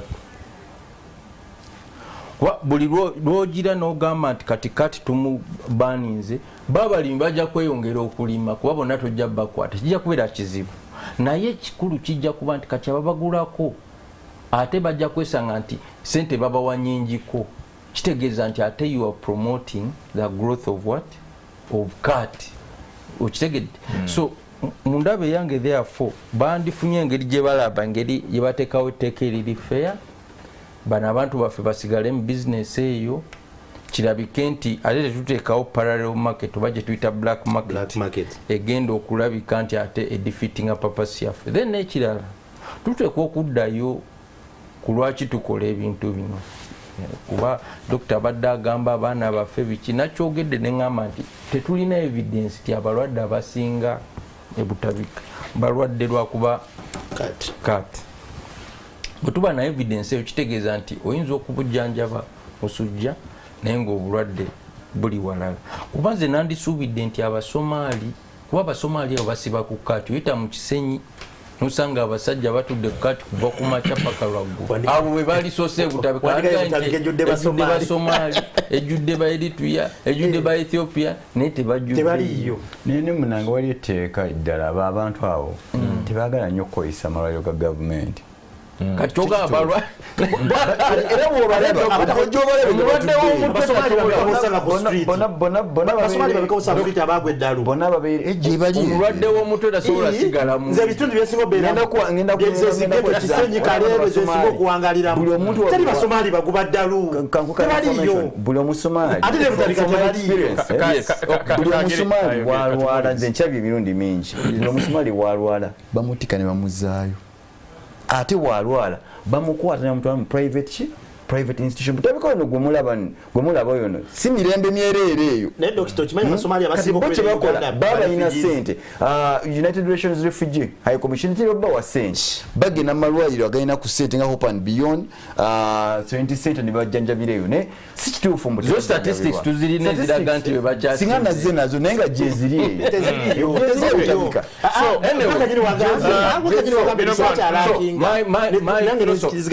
gundi eri bweti etteeka lino wewali abali pushinze strategically balooking out ba small producers kati nenkola mbi ate tetandikidde mu sekta eno naye etambudde mu sekta ez'enjawulo oli aleeta etteeka nga strategically kiringanga kati mu minerals okulima ebyobugagga era baataddewo license bagobe ba small scale miners mu business enkola eyo si ntuufu mbi Uganda fena tuteeka okuganyulwa adduka yaka business ke n'omunene fena tuganyulwe kwega nze sijja kusinga oba olina obuwumbi bubiri nze afuna emitwalo 2 oyo emitwalo 3 sobola kufiiriza naawe kola nange nkole tubeere ne competition kyova olaba ne gavumenti eyisizza etteeka erya competition tubeere ne fair competition naye byokuyita mu mateeka nga ne evidence aliscant ne tuleeta amateeka ne tugaa twetaaga akawumbi kamu eyo enkola ebejja kunyigiriza abantu baffe ba small scale business owners ate eggwanga lino kweliyimiridde kanze nga walugembe mba nte kugamba nti gavumenti kuwagira yes ekintu kyebiragalaga kikulu tukontrolinge naye ate tetuyitawo tuleme kulaba nti n'abantu baffe abatono bano baganyulwa mu nsi mukulu walugembe ajja kujjawo kino ekiri bwoba ekyo kibakuliriza mbu wali ataddemu ssente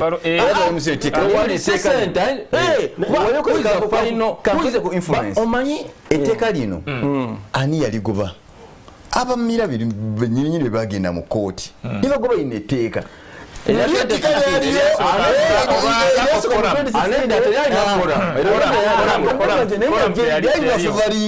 bobe nyininyini ne bagenda ne batankula ennumba ne bagamba etteeka lino nga bagala kati ate kuligalazinga ki mayirungi singa omuntu yaliyo ng'alina interest yandigenze mu kooti kyogamba ogubasalira nti lyaliwo nga sleeping jen ngaetteeka baliisa ffe abasawo nga tukaaba tugambira etteeka lino lirimu ebituli naye bagenzeeyo ne beetankulira ne tugaa kati naffe twetegese kamulume katubagobe bugobi mu business nalaba submissions mu committee naye ng'olaba bonna balina script gye bagoberera owebutabika kyayogera owa internal affairs kyayogera owa internal affairs wali yajjalaga ffe tubadde Somalia abasajja abo naye bannange abasomali balina ebizibu byabwe birala naye sikati si bwe buzibu buvaako balina problemu zaabwe ez'ebika so kyendowooza kiri bwe kiti nti etteeka lino wewali final beneficiary omuntu asobola okusasula akawumbi agenda okuganyulwa muki mu tteeka lino kati kiyinza okuba nti wewali investor yalaba nti wali opportunity n'agamba kuba engeri ba member of parliament gye bali nga bonnako gaboogera ekintu kyekimu boogera ekintu kyekimu ga kulwaki bano abantu baffe tubateeka nawo ne bakola akawumbi kangi dokita singa bagamba woliriza banditaddewo level ne bagamba bwoba ofaminga ku less than an acre leeta miliyoni emu bwoba ofaminga ku 10 acres leeta miliyoni bwoba ofaminga ku miliyoni 10 and above leeta akawumbi that is fair etteeka kati awo liba lirina threshold oba ne bakola cost per square meter kiri consider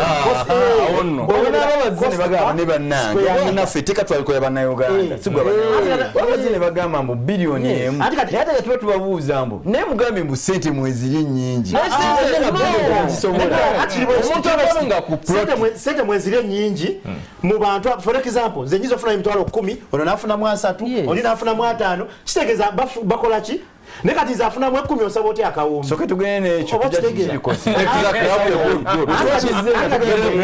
tujja kukola ne abo bate bageragera mu kooti nedda challenginga no sija kooti no I think we can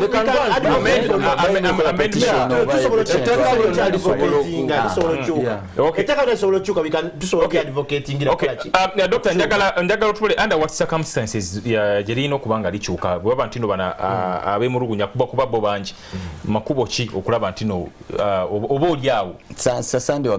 wagadi nnyo dicho salwa kubanga ninga ngenda kireeta Uganda sawa zino mu Africa fa basinga okunywa omwenge tune kizibu ekyoludde fa basinga bana abaami ono omwami kyayagala agaya mu Uganda fa basinga n'okulya mayirungi kati kiye mpaka gyeraga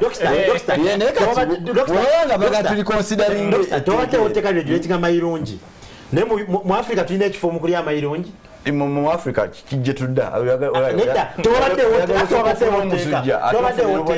oteeka ekyokubiri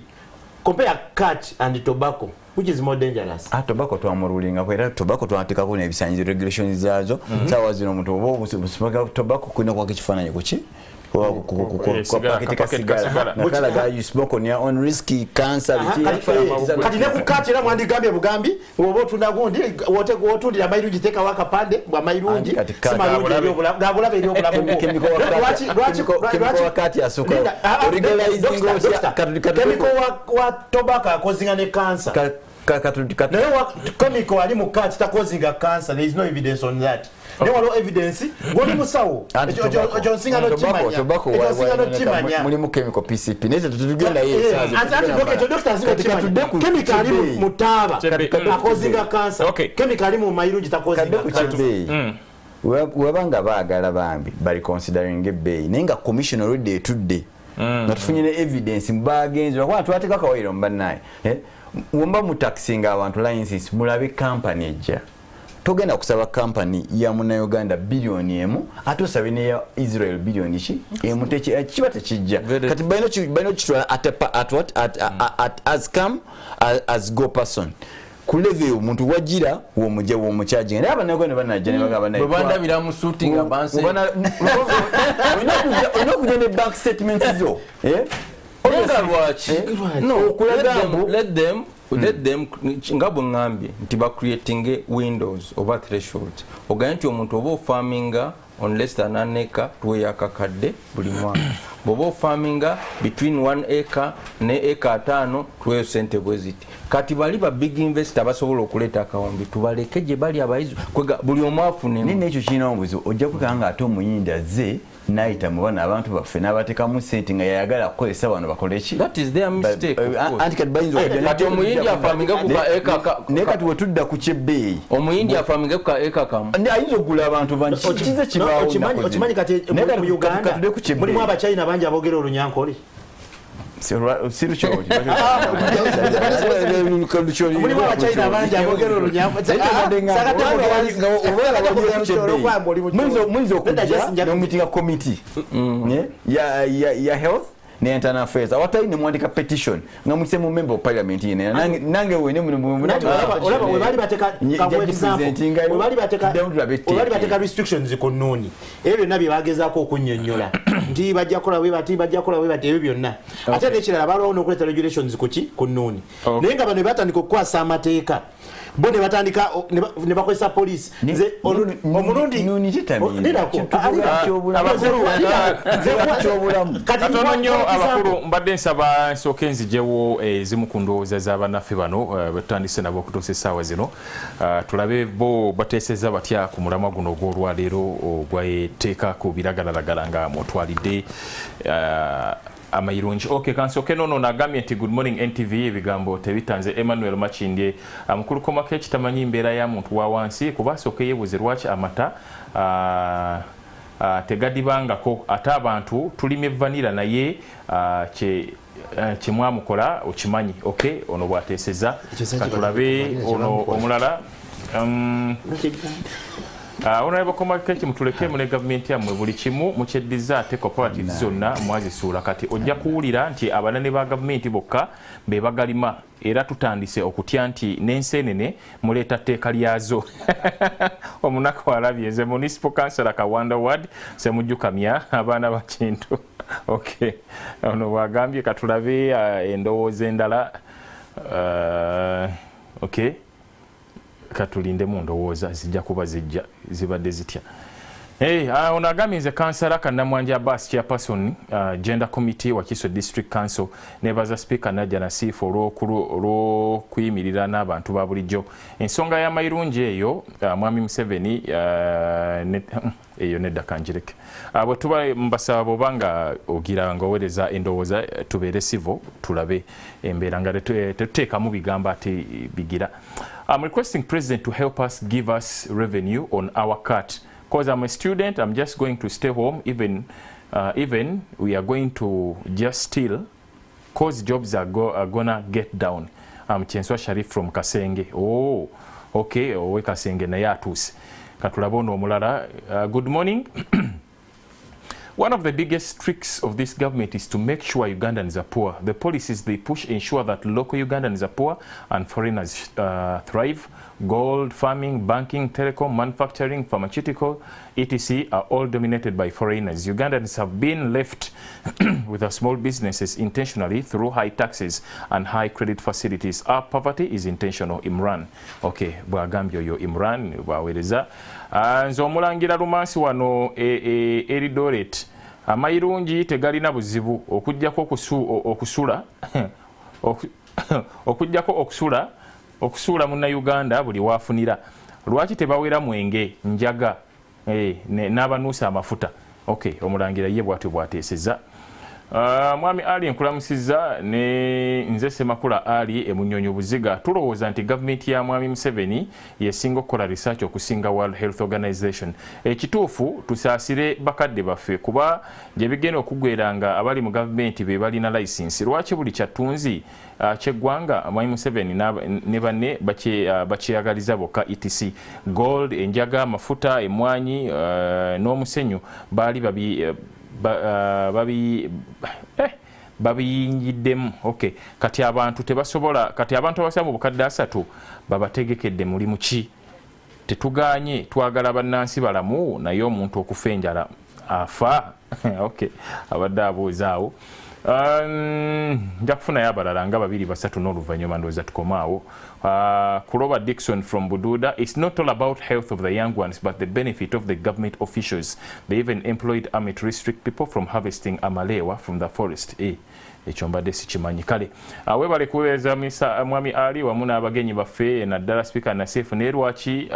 Honorable Komakeki talaba mazima wakati wa Kenya na Uganda. Nze nteesa amayirungi gatongozebwe bannansi bafune ssente kubanga gatunzi era bangi bayimiriddewo lw'amayirungi. Nze Honorable baana ba Kintu Kawanda Ward nabadde namaliriza ddeyo gundi. Okay, kansembyeyo ndowooza ono. Good morning NTV. Ono Semugenyi Patrick nsinzidde wano ku Gulu University. Okay, mukulu Komakeki afunye abantu awo. Omukulu Speaker wa District ye Wakiso ne mukulu wa Lugembe boogera bwe batyo kubanga tebannaba kutuukako eno mu malwaliro okwongera okutegeera obulabe obw'ebiragalalagala. Neebaza Parliament okubanga yalabidde wala neeyisa etteeka lino ng'ekiwundu tekinnasamba ddagala. Mwebali kutuweereza Aten TV. Okay, ndowooza zammwe mwebalire ddala mwenna ababaddeyo kanda bono. Good morning Mr. Ali. I'm a pharmacy technician by profession. Cat contains the alkaloid cathinone, a stimulant that causes greater sociability, excitement, loss of appetite and mild euphoria. It's not as dangerous as it has been branded. Dialogue with the farmers may be the solution as jobs and livelihood are at stake. Emma wano Emma ya. Okay, mwena abaweereza mwebale kubanga muweereza endowooza zammwe. Ndowooza nsobodde okusomako ezimu olwakadde naye njagala nzije nkomewo ewa bannaffe bali kakati bwe kibanga amayirungi n'ebirala bagamba nti bigirabidde bali. Lwaki olowooza abalala tebagendako mu kulima ebirime ebirala nga kofi oba emwanyi, pamba? Kinaasoboka okubanga ebirime bino bidde engulu kansooke ne Honorable Komakech kuba kadi wekibanga miraye alinga isaawo ate bwe tutuuka ku pamba awe mwanyi si ekiseera gavumenti okulaba ng'erowooza ku mbeera ey'okuzza ebirime bino ebyettunzi ebirala engulu okutaasa bannayuganda.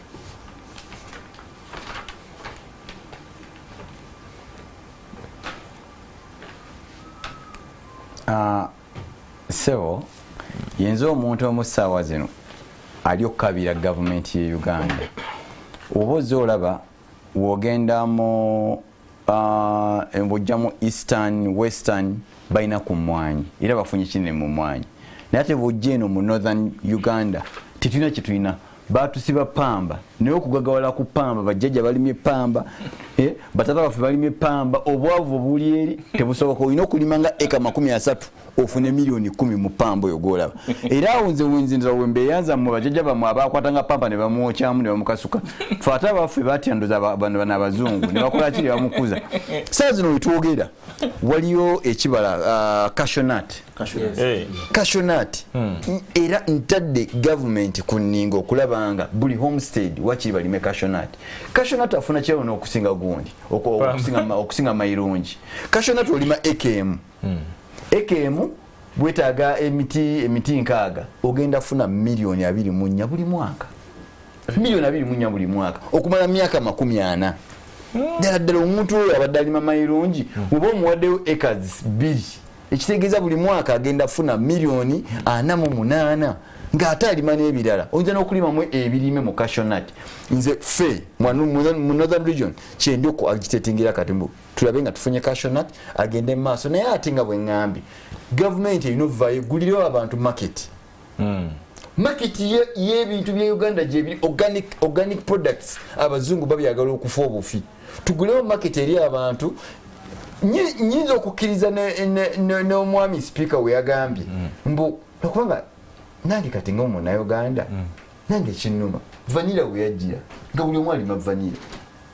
naye kati vanira nawidde mbu kilo ya 10 mmeka 10 bamutta akatale katuve ku vanira ffe eno twalimanga nnyo entungo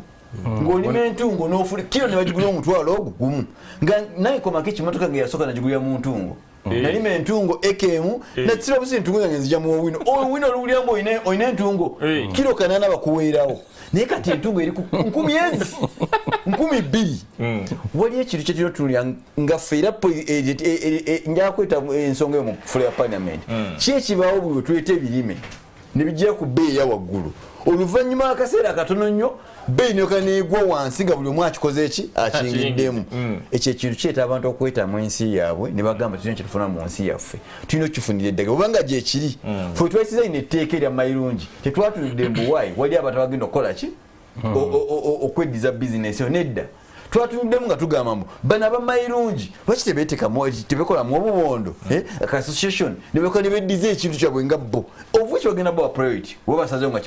kyebabakola naye kati osanga buli omu asimba bibye ngate wali ebirime byoyinza osimba nga tewetaaga na mbooko teri muntu agenda butabika tekigenda baawo tuzeewo ne cooperative union ezalingawo Bugisu cooperative union paka leero ekola okufa obufi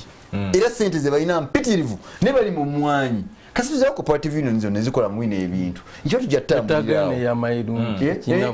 eyamayirungi obanga mayirungi bagenda mutu amba Somalia ffe tulina buzibu mubanga bagenda mukwata mu exporting ebira buzibu mubateekamu export zone kuba mu export zone tulina free zones authority obateekamu export zone kuba omuntu yenna akwera mu export zone takkiriza kutunda kintu kye ku katale kawantu so obateekamu export zone ng'ebintu byawe byonna bigenda fenga bannamateeka twakozesa etteeka tubadde tusafeguardinga abaana oba abantu ababuze embiragalaga family ezawukanye ennyingi nnyo abantu abavudde bangi nnyo ne kati yeka yavuddeko ebizibu bina abasomali be bakyasinga teri ku kati lyokalyoka nitwala buli omu titwakoze etteeka lya kati gamba kati kyekimu ku biragala ogenda nokwata etteeka lyonna nofuna white wash wali akagambo kati noyisa white wash mwabigasse that's the problem so regulation ya marijuana nekat nekiteyandifaanaga njagala batulaba bakitegeere nti etteeka teryazze ku mayirungi gokka wabula naki heroin, cocaine, n'eddaga ijjajjaba ne psychotropics eddaga libakoze okujjajjaba abalwadde b'emitwe byonna birimu etteeka ddene gamba in fact mayirungi is just a component ate wogenda n'osoma ku njaga kisukka ate etteeka lisukkawo ni weyandiko. Okay, so argument ya walugeme bangi tegedde toyina tabu na kugamba nti baregulating enjaga no sirina buzibu naye amayirungi go gandi badde no byonna manyi kati banange kanku example US egezezaako okulwanyisa heroin mu South America eremereddwa in fact cartels kati zisinga ne government y'amaanyi right now government ya Ecuador erwana n'abasajja aba cartels buli lwoba ne demand challenges za demand ya heroin mu America ekyali waggulu kale abantu bajja kukola kyonna ekisoboka okulaba nti bakola ki bagituukira so fekye tugezaako kugamba kiri tofocusinga ku supply ne demand kola ki gifocusing then ku regulation making sure nti buli omu aganyulwa mu sector eno omutono omunene buli omu tokozesa tteeka ku locking out bantu batono kuba bo tebalina akawumbi kamu. Okay, tusibulire ddala bannaffe abatulaba tweyanziza nnyo okutuwa obudde bwammwe naddala bannaffe abaddukanya bizinesi zammwe entono abali mu mayirungi tubasaasidde katusabe nti ekikutta obudde Katonda ajja tuyamba kibute. Speaker najja tusibulire ddala omukulu ono yayogedde ku kyebirime ate ekirungi naye yamaze ate neyeewuunya lwaki prices ziggwa. Ekikulu kya byonna personal interest mu kukola amateeka ne personal interest mu kwagala okulaga abantu nti obafaako. For example waliwo gundi gye yakolebwa okupromotinga export ne bagikwasa mukodomi wa First Family Lwabogo kupromotinga ki exports in general yes naye wasanga nti bo omulimu gwabwe kunoonya exports zisobola kola ki ngeri ku promoting exports kati batulira ekindaga nti wano no waliwo business instead of okuyamba abantu abali mu business eyo bo batagetinga kujediza bo gikola ki gifunamu kyekireetera prices z'ebintu okola ki naye bw'aba akola tekirina kyekireetera prices z'ebintu okola ki okugwa. So senga babeera babikola mu mutima buli kikolebwa mu mutima mulungi abantu bandibadde tebakaaba nnyo ku ssa lino naye ndowooza Museveni ye anyumirwa kufuga abantu nga baavu omanyi omwavu afugika kati bwe buzibu bwe tulina nga tusiibula nze ngenda kwawukanako ku dokita nze sirowooza nti abantu abali mu mayirungi balina gavaamu buvi